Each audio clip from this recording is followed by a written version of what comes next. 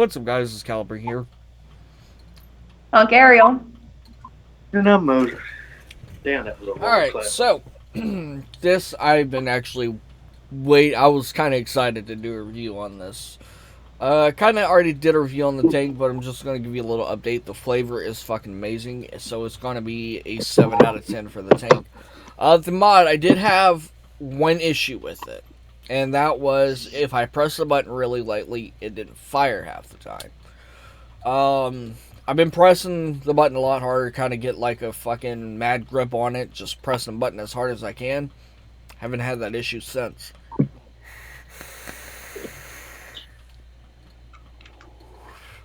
Fires every single time, which is amazing.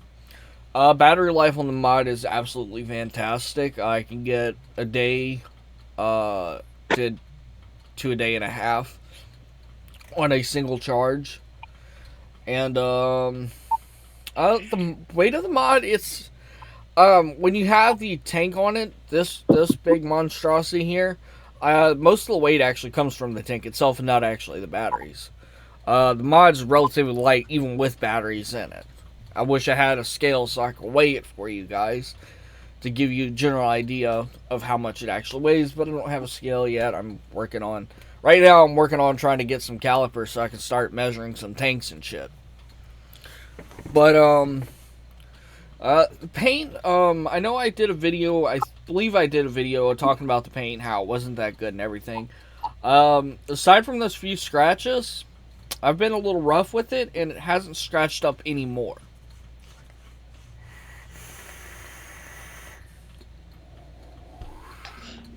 So, I don't know what's going on with that. It could have been a number of things. I could have wiped it with a dirty rag and dirt scratched it up. I mean, anything could have happened. Don't really know at this point. But, it's a great little mod. I say little, the fucking thing's ginormous compared to most of my mods. It's really, really tall. I think that's what gets a lot of people, is it's tall, and because it's kind of boxy and has 4 batteries, it is a relatively big mod. But I will say this, it's comfortable in the hands. More so, it's actually a lot easier to hold compared to the GX350 and its 4 battery jamming. Don't get me wrong, I love my GX350, but it had the issue of auto firing. Auto fired on me once, haven't touched it since. Although I did put batteries in it the other day.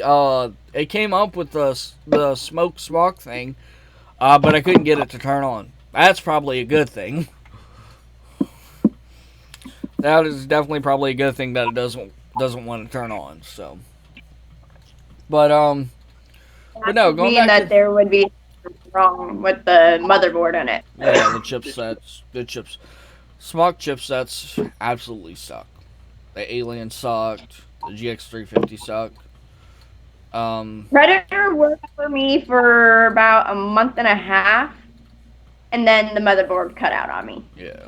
Like, won't even turn on, even with charged batteries Well, in my it. Alien stopped reading atomizers like tanks and RDAs and all that, and then I got it to work again, and then it didn't last too much longer. But I ended up I minting it. absolutely love my Predator, Yeah.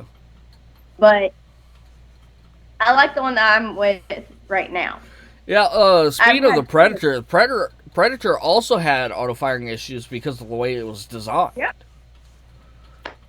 Predator was made by Smog, wasn't it? Predator, I believe. You're thinking of the Alien. Predator was made by Wismac. Oh, yeah. Thanks. The Predator was made by Wismac. Smog had the Alien. It was like the Alien versus Predator type of thing. Well, yeah. I kind of. But out of having a smock and out of having that one, and then having the baby mag, and then upgrading to this gorgeous little one right which here. one is that? What brand? UL. UL. All right. Out of all of the that I've had, this one has been the best one that I've ever used. Because I started out with the itty bitty damn vape pens, and those didn't do shit for me. Yeah. But this one right here, I've had no problems with it, Mm-hmm. besides a little bit of the juice leaking out of the bottom of the tank. which that'll happen with any tank if you overfill it. Like, seriously. But I've never really had a big problem with this one at all. It's weird hearing that come from a UL product, because leaking is more of a smock thing. It is. Damn this. I have a lot of fucking tanks. We're getting off topic, but I have a lot of fucking tanks. And the only ones I ever had issues with leaking were the TF-V8 series and the Baby Beast and all that. But going back to the mod, because we got severely off topic. Screen's easy to read. Probably one of the best. Like, it's very basic. It's nothing like, say, the Wismec Tinker or the Sigeli KRC. The Sigeli KRC and the Sigeli Fuchai Squonk 213 both have full color displays, which is absolutely amazing. But this is pretty basic. It's kind of old school screen. You just have your battery gauges, your volts, your resistance, and your watts. I don't know why they include watts, but it's nice. So on a 0.27 at 5 volts, I am drawing 93 watts. Oh. Which I forgot to lock my my volts, so it went down on me. There we go. I usually keep it at 5.3 volts, which is 112 watts, which is overpowering this coil just by a little bit. But with the airflow set up on the tank, it works absolutely perfect. But but no, the mod's great. It works fine. Just be aware if you do get the mod and it is having that little weak firing, or it doesn't really misfire. I haven't had it misfire, but I can press the button. It'll fire for like a second and then it'll kind of cut out.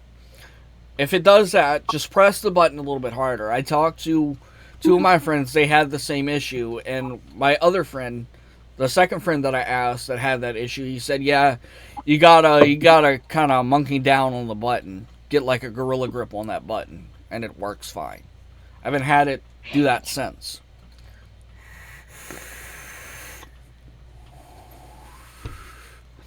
Now, I know what people are. Alright, so I am going to say this. I have taken this out in public. I've taken this fishing with me, although I left it in the truck because I don't want to scratch up the paint. But I did take it to the vape shop with me. Now, it might be impractical to take it out and about.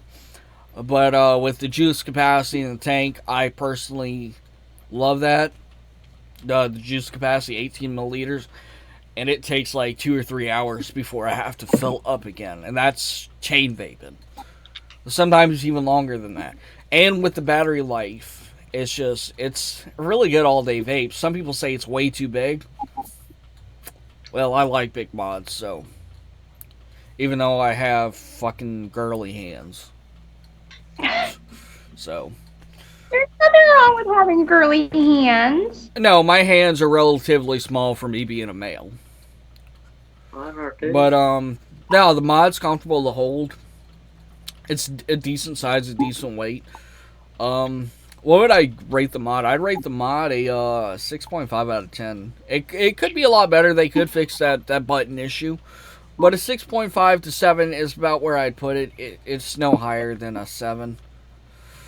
It is what it is. But I like it. Battery life is great on it. You get 4 decent batteries, like a Samsung 25R or Sony VTC5s, and those will usually last you all day. I can literally vape this all day, going into the next day. And sometimes I can go out and about. When I get home, then the batteries are time for the batteries to be charged. But for the battery life, this has to be the longest lasting mod because of the way it's set up, the Pair series. You get a lot of voltage, 8.4 volts, and you get a decent battery life on it.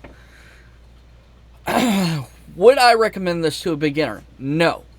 Because if you buy it with the tank is a little bit, it's tricky to wick. I'm just going to put it out there like that.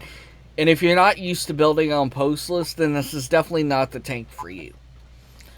Also, because there's so much power here, it's not. It's more for advanced users. The same with my mechanicals, advanced users. But I do have other kits that I recommend. The Prince Stick is actually one of them with the Prince Tank or the Stick Prince. I don't know why I call it Prince Stick. Vice versa, same thing. I recommend that. The Aegis Solo Kit, I recommend that. Drag Kit. Both the Drag Kits, if you can find the original. But the Drag 2 is a great little kit with the U-Force 2. There's just so many other kits I'd recommend over this. This is good, like, if you want a lot of power and you want to do some ridiculous shit with it. This mod is great. But to those who are just starting out, I don't recommend this. Also, if you look at Vapor DNA, it's a little bit pricey. It's around $130, give or take. So, it's definitely kind of up there compared to what I'm used to buying. But, yes, I definitely give the mod a 6.5 to 7. Motor actually has something he wants to show. Sorry I took up so much time. Sorry. Only thing I gotta show, I can't use the mod that I thought, well, I probably could, but that wouldn't be a safe thing to do. Me, I'm going to say I've been vaping in this video the whole time. Magic. Now, this was the last jar I had, or the shop had. But the thing that bums me is it didn't have a 3 milligram nicotine. This was the last one, 0 nicotine. But so far, it's amazing. Yeah. It's amazing. Of course, I like 80/20 vape juice. That's pretty much all I got to say for this video. Does anybody have anything else to say?